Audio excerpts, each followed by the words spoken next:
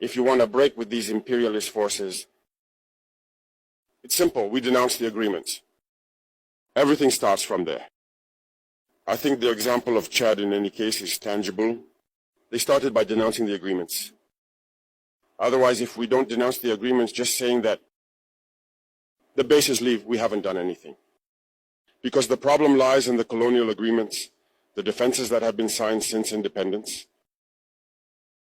The most dangerous is not the one you see in the bases. The most dangerous are the military advisors. Military advisors exist in all these countries. They existed in Burkina as well until the end of 2022, until we took responsibility. And who are these military advisors? They are the ones who are supposed to implement France's policy. Here, they must work to make our armies very weak so that France can always have the argument to exist here. Under their influence, they had succeeded. Our sentinels were therefore standing guard with sticks. That's what France wants from our armies. When we reach this stage, we have no choice but to want them to come and settle. But the Burkinabe army managed to get rid of the military advisors. Unfortunately, I think that in 2019, after Operation Otapono, where the French saw that the Burkinabe army still had the capacity to respond to terrorists, they called the chiefs of staff in France. They instructed him to reintegrate the military advisors throughout the structure. Well, they did not agree. But upon returning to the country, the politicians instructed him to accept the military advisors. And that's when the military advisors returned to the Burkinabe army in 2019. With all the consequences we know, the army was on the verge of disappearing in the years 2020, 2021. And indeed, this is the time when many soldiers had to desert because there was no longer any hope. We were in the process of collapsing. That's a bit how they work at the General Staff headquarters. In all army headquarters, in the schools, they are the ones who are supposed to dictate the policy of our army.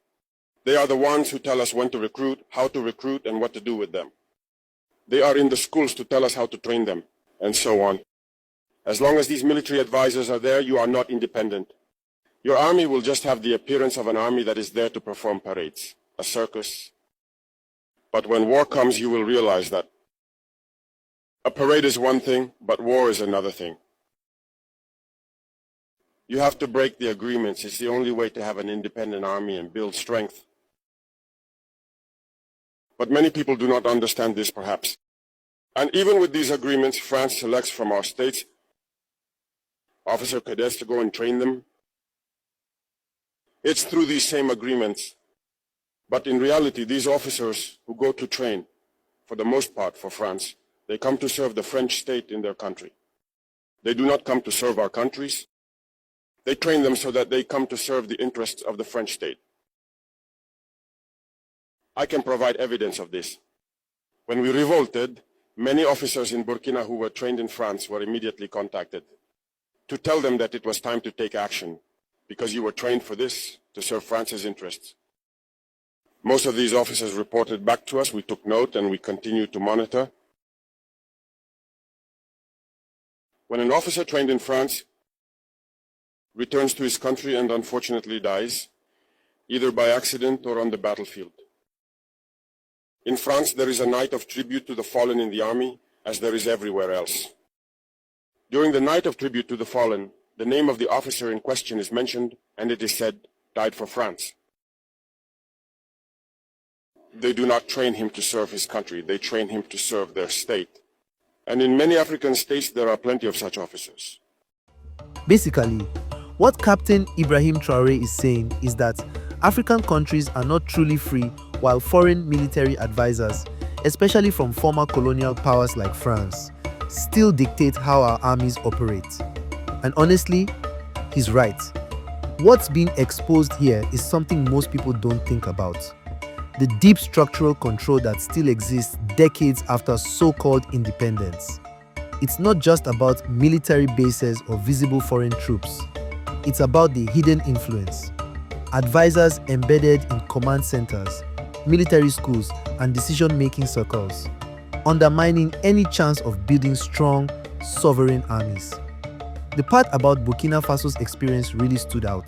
The fact that their army was progressing, only to be pulled back into foreign influence through political pressure, is both heartbreaking and telling.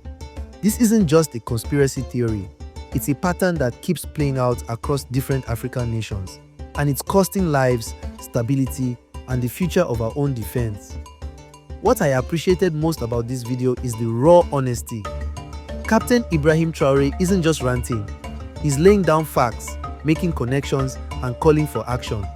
Tear up the colonial agreements, remove foreign military influence, and reclaim our rights to self-determination. And he's not wrong. A parade army isn't a real army when war comes. It's time more of us woke up to this. If we're going to talk about African sovereignty, about real independence, not just on paper, but in practice, this is where the conversation needs to start. If you believe in a strong and independent Africa, please like and share this message. It needs to spread.